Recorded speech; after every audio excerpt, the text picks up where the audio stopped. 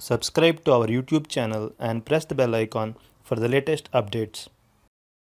How to cast a Chrome tab on your TV. Open Google Chrome browser on your computer. Navigate to the web page you want to cast. Click on the three dot icon located at the top right corner of the page. Select Cast. Click on the Sources drop-down menu and select Cast a tab. Now select the Chromecast device to which you want to cast the screen. That's it. Chrome tab is now displayed on your TV.